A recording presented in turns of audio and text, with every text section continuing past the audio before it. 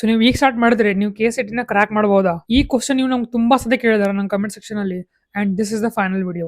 ನೀವು ಕಂಪೇರ್ ಮಾಡಕ್ಕೆ ಸ್ಟಾರ್ಟ್ ಮಾಡ್ತೀರಾ with the students are already preparing from the 11th standard ಅಥವಾ even they're preparing from the 12th standard. ನೀವು ಈಗ start ಮಾಡಿದ್ರೆ will able to do it. So ಈ ವಿಡಿಯೋದಲ್ಲಿ there is no motivation, just true facts. ನಾನು ನಿಮಗೆ honest answer ಅನ್ನ ಈ ವಿಡಿಯೋದಲ್ಲಿ ಕೊಡ್ತೀನಿ. So the answer is yes, ನೀವು KCET ಕ್ರಾಕ್ ಮಾಡಬಹುದು, but not with random studying, not by learning 5 different books at a one time, not by switching your roadmaps, not by switching your strategies. You have to stick to the one. So 8 different things na try ಮಾಡೋ ಬದಲು just one ಮೇಲೆ ನೀವು focus ಆಗಿ ಮಾಡಿದ್ರೆ you can do it. ಇನ್ನೊಂದೇನು important ಅಂದರೆ competition. ಜನರಿಗೆ ಏನಿಸುತ್ತೆ 3 ಲಕ್ಷ 4 ಲಕ್ಷ ಜನ KCET ಕೊಡ್ತಿದ್ದಾರೆ, ಸೊ 4 ಲಕ್ಷ ಸ್ಟೂಡೆಂಟ್ಸ್ ಜೊತೆಗೆ ಹೇಗೆ ನೀವು ಕಾಂಪೀಟ್ ಮಾಡ್ಬೇಕಂತ.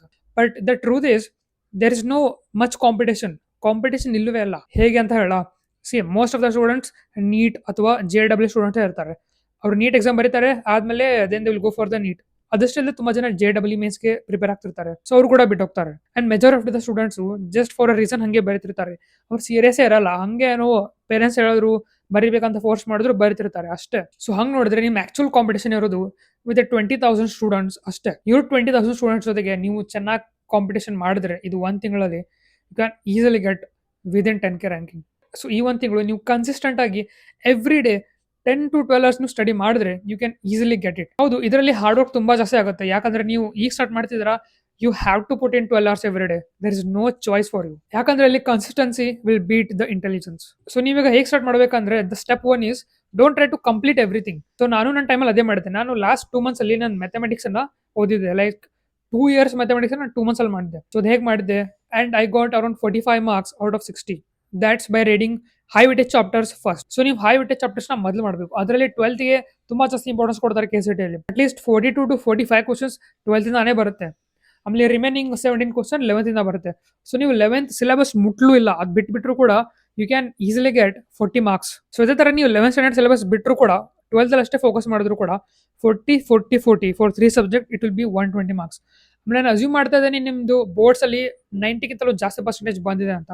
ಹಂಗಾದ್ರೆ ನೀವು easily get below 10K ranking. Easily, very easily you can get. ಅವು ಯಾವ ಹೈ ವೇಟೇಜ್ ಚಾಪ್ಟರ್ಸ್ ಇದೆ ಅಂದ್ರೆ you can see the screenshots. ಇದರಲ್ಲಿ ನೀವು ಸಮ್ ಅಪ್ ಮಾಡಿದ್ರೆ ಈ subject will have at least 46 marks. ಇದರಲ್ಲಿ ನಾನು 12th ಹೈ ವೇಟೇಜ್ ಮತ್ತೆ 11th ಹೈ ವೇಟೇಜ್ ಎರಡು ಕೂಡ ಕಂಬೈನ್ ಮಾಡಿದ್ದೀನಿ. Step 2 NCERT. For chemistry at least ನೀವು NCERT ಓದಲೇಬೇಕು. ಇನ್ಆರ್ಗ್ಯಾನಿಕ್ ಇಂದ ಅಂತೂ ಲೈನ್ ಬೈ ಲೈನ್ ಕ್ವಶನ್ ಕೇಳ್ತಾರೆ. ಅದಷ್ಟೇ ಅಲ್ಲದೆ ನನಗೆ ಕೆಮಿಸ್ಟ್ರಿಗೆ 50 ಔಟ್ ಆಫ್ 60 marks ಸಿಕ್ಕಿತ್ತು. ಸೊ ನಾನು ಏನು ಅಪ್ಲೈ ಮಾಡಿದ್ದೆ, ಹೇಗೆ ಸ್ಟ್ರಾಟಜಿ ಇತ್ತು ಅಂತ ನಿಮ್ಗೆ ನೋಡ್ಬೇಕಂದ್ರೆ you can watch this video. Step 3 obviously PYQs ಮಾಡಲೇಬೇಕು. ನೀವು ನನ್ನ ವಿಡಿಯೋಸ್ ನೋಡ್ತಿದ್ರೆ ನಾನು ಒದರಿ ಹೇಳ್ತೀನಿ ಲೈಕ್ PYQs ಮಾಡಲೇಬೇಕು ಅಂತ, ಬಿಕಾಸ್ ಅದರಿಂದ ನಿಮ್ಗೆ ಅರ್ಥ ಆಗುತ್ತೆ ಯಾವ ತರ ಕ್ವಶನ್ಸ್ ಅವರು ರಿಪೀಟ್ ಆಗಿ ಕೇಳ್ತಿದ್ದಾರೆ ಅಂತ. So at least 6 years PYQs ನೀವು ಮಾಡಲೇಬೇಕು. ಅದು PYQ ಎಲ್ಲಿಂದ ಓದಬೇಕು, ಯಾವ PYQ ಬುಕ್ ಅನ್ನು ನೀವು ಪರ್ಚೇಸ್ ಮಾಡಬೇಕು ಅಂದ್ರೆ you can watch this video. ಆಮೇಲೆ ವಿಡಿಯೋ ಮುಂದಾಗಿಂತ ಮುಂಚೆ ನೀವು KCET ಸ್ಟೂಡೆಂಟ್ ಆಗಿದ್ದು ಅಥವಾ ಕಾಮೆಡಿಗೆ ಸ್ಟೂಡೆಂಟ್ ಇದ್ದೀರಾ, ನಿಮಗೆ ತುಂಬಾ ಕನ್ಫ್ಯೂಷನ್ ಆಗ್ತಿದೆ, ರಿಸೋರ್ಸಸ್ ಸಿಗ್ತಾ ಇಲ್ಲ ಅಂದ್ರೆ, I have got to know this best WhatsApp bot which is known as college dose. ಇದು ಫ್ರೀ ವಾಟ್ಸ್ಆಪ್ ಬಾಟ್ ಆಗಿದೆ, 24/7 ಆಕ್ಟಿವ್ ಆಗಿರುತ್ತೆ. ಇದರಲ್ಲಿ ತುಂಬಾ ಫೀಚರ್ಸ್ ಗಳಿವೆ. For example high weightage chapters for each and every subject, PYQs ಆಯ್ತು, previous year questions ಆಯ್ತು. And it's not just for KCET, also for ಕಾಮೆಡಿಗೆ also. ಅದಷ್ಟೇ ಅಲ್ಲದೆ ಬೋರ್ಡ್ಸ್ ಕೂಡ ಫೀಚರ್ ಇದರಲ್ಲಿ ಇದೆ. ನೀವು 12th ಬೋರ್ಡ್ಸ್ ಅಲ್ಲಿ ಬರೀತಿದ್ರಲ್ಲ, ಅದ್ರ ಹೈ ವೇಟೇಜ್ ಚಾಪ್ಟರ್ಸ್ ಯಾವಿದೆ, ಪ್ರೀವಿಯಸ್ ಅಲ್ಲಿ ಯಾವ ಬೋರ್ಡ್ಸ್ ಕ್ವಶನ್ ಪೇಪರ್ ಇದೆ ಅದೆಲ್ಲ ನಿಮ್ಗೆ ಕೂಡ ಸಿಗುತ್ತೆ. And they also have 30 days study plan for KCET. So ನೀವು ಅದನ್ನು ಕೂಡ ನೋಡ್ಕೋಬಹುದು. ಇದಷ್ಟೇ has many feature. Give the link in the description and also in the comment section. You can just go and check this out. So step 4 weekly mock test. ನೀವು mock test ಕೊಡಲೇಬೇಕು. At least 1 week ಅಲ್ಲಿ ಅಥವಾ 2 to 3 days ಅಲ್ಲಿ ನೀವು mock test ಕೊಡಲೇಬೇಕು. ಅದರಿಂದ you will get preparing yourself. Like ಆ time ಬೋನ್ ಇಟ್ಕೊಂಡು ಓಕೆ 80 minutes ಅಲ್ಲಿ ನಾನು ಸಾಲ್ವ್ ಮಾಡಬೇಕು, ಅದು ಹೆಂಗೆ ಪ್ರೆಷರೈಸ್ ಇರುತ್ತೆ. ಆಮೇಲೆ ನೀವು ಆನ್ಲೈನ್ ಮಾಕ್ ಟೆಸ್ಟ್ ಕೊಡ್ಬೋದು, ಮತ್ತು ಅದಾದ್ಮೇಲೆ ನೀವೇನು ಮಾಡಿ ಒಂದು OMR ಶೀಟನ್ನು ಜೆರಾಕ್ಸ್ ತೊಗೊಂಬನ್ನಿ. ಅದು ಆನ್ಲೈನ್ ಮಾಕ್ ಟೆಸ್ಟ್ ಕೊಡುವಾಗ ನೀವು OMR ಶೀಟಲ್ಲಿ ಕೂಡ ಫಿಲ್ ಮಾಡಿ, so that you will get that idea ಹೇಗಿರುತ್ತೆ ಅಂತ. ಬಿಕಾಸ್ ನೀವು OMR ಶೀಟಲ್ಲಿ ಫಿಲ್ ಮಾಡಬೇಕಂದ್ರೂ at least it will take 2 seconds, right? So ಆ ಥರ you will understand how to manage the time. So reality check ಅಂದರೆ ನೀವು ಸಡನ್ ಆಗಿ ಏನೋ 500 ರ್ಯಾಂಕ್ ಅನ್ನ ತೊಗೊಳಲ್ಲ, that is highly impossible. But ಕೆಲವೊಂದು ಮಿರಾಕಲ್ಸ್ ಆಗ್ಬಹುದು.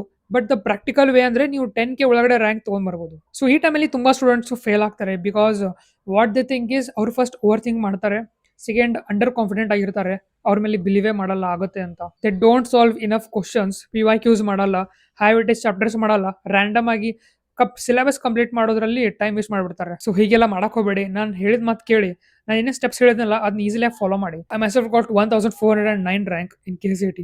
ಆಮೇಲೆ ನೀಟಲ್ಲಿ 633 ಸ್ಕೋರ್ ಮಾಡಿದೆ. ಆಮೇಲೆ JMS ಅಲ್ಲಿ 93% ಅಲ್ಲಿ ಸ್ಕೋರ್ ಮಾಡಿದೆ. ಇದನ್ನ ಹಾಗೆ ಏನು ಹೇಳ್ತಿಲ್ಲ. I have experience and I am telling you the truth. So serious ಆಗಿ start preparing at least 12 hours every day. ಯಾಕಂದ್ರೆ ಈ ಒಂದು ತಿಂಗಳಲ್ಲಿ ನೀವು ಏನು ಗ್ರೈಂಡ್ ಮಾಡ್ತಿರಲ್ಲ ಅದು ನಿಮ್ ನೆಕ್ಸ್ಟ್ ಫ್ಯೂಚರ್ನ ಡಿಸೈಡ್ ಮಾಡುತ್ತೆ. ನಿಮ್ಗೆ ಏನಾದರೂ ಮೋಟಿವೇಶನ್ ಬರ್ತಾ ಇಲ್ಲ ಅಂದ್ರೆ remember your parents, see your parents. ಹೇಗೆ ನಿಮ್ಮ ತಂದೆ ತಾಯಿ ಕಷ್ಟಪಡ್ತಿದ್ದಾರೆ ನಿಮ್ಗೋಸ್ಕರ, ಅವ್ರು ಫೀಸ್ ಕೊಡ್ತಿದ್ದಾರೆ. ಕೆಲವೊಬ್ರು ಮನೆಯಲ್ಲಿ ಲೋನ್ ಮಾಡಿರ್ತಾರೆ ಫೀಸ್ ಕಟ್ಟಕ್ಕಾಗಲ್ಲ ಅಂತ. ನಿಮ್ ತಂದೆ ಬೆಳಿಗ್ಗೆ ಹೋಗಿ ಸಂಜೆಗೆ ಬರ್ತಾರೆ, ಅಷ್ಟೆಲ್ಲ ದುಡಿತಾರೆ. ನಿಮ್ಮಮ್ಮ ಮನೆಯಲ್ಲಿ ತುಂಬಾ ಕೆಲಸ ಮಾಡ್ತಾರೆ. ನಿಮ್ ಪೇರೆಂಟ್ಸ್ ಎಷ್ಟು ಚೆನ್ನಾಗಿದ್ರು, there is a society, there is a relatives, ಅವ್ರು ಯಾವಾಗ್ಲೂ ನಿಮ್ ಪೇರೆಂಟ್ಸ್ ನ ಹರ್ಟ್ ಮಾಡ್ತಾರೆ. ಅವ್ರಿಗೆ ಏನಾದ್ರೂ ಒಂದು ಅವರಿಗೆ ಅಸಹ್ಯ ಕೂಡ ಮಾಡಿರ್ಬೋದು, ರೈಟ್? ಅದು ಮೆನಿ ಟೈಮ್ಸ್ ನಿಮ್ದ ಫ್ಯಾಮಿಲಿಯಲ್ಲಿ ಆಗಿರುತ್ತೆ. ಸೊ ಅದನ್ನ ನೆನ್ಪ್ ಮಾಡ್ಕೊಳ್ಳಿ. You have to take the revenge. Just remember haters are watching you and remember to give them a good show. ಯಾಕಂದ್ರೆ ನೀವು ಫೇಲ್ ಆಗಬಾರ್ದು, ಅದಕ್ಕೆ ಅವರು ಕಾಯ್ತಿದ್ದಾರೆ. ಸೊ ನೀವು ವಿನ್ ಆದ್ಮೇಲೆ ಅವ್ರ ಎಕ್ಸ್ಪ್ರೆಷನ್ ನೋಡ್ಬೇಕು. ಸೊ ಈ ತರ ಯು ಕ್ಯಾನ್ ಕಮ್ ಬ್ಯಾಕ್. ಅದೊಂದು ಮೋಟಿವೇಶನ್ ಇರಲಿ ನಿಮ್ಮ ಹತ್ರ. ಇದಷ್ಟೇ ಅಲ್ಲದೆ ಫಿಸಿಕ್ಸ್ ಅಲ್ಲಿ 40 ಮಾರ್ಕ್ಸ್ ಸ್ಕೋರ್ ಮಾಡಿದೆ ಔಟ್ ಆಫ್ 60. ಅದನ್ನ ಹೇಗೆ ಮಾಡಿದೆ ಅಂತ ಒಂದು ವಿಡಿಯೋ ಮಾಡ್ಬೇಕು ಅನ್ಕೊಂಡಿದ್ದೀನಿ. So if you want just comment physics ಅಂತ, I will make a video on it. ಆಮೇಲೆ ಕಾಲೇಜ್ ವಾಟ್ಸ್ಆಪ್ ಬಾಟ್ ನ ಲಿಂಕ್ ನಾನು ಡಿಸ್ಕ್ರಿಪ್ಷನ್ ಮತ್ತೆ ಕಾಮೆಂಟ್ ಸೆಕ್ಷನ್ ಕೊಟ್ಟಿರ್ತೀನಿ. Can go and check this out. So that's it for the video. Stay motivated, be hungry, aggressive ಆಗಿರಿ. ಈಗ lazy ಆಗಬೇಡಿ. Start working hard. And that's it. I will see you in the next video. Bye bye.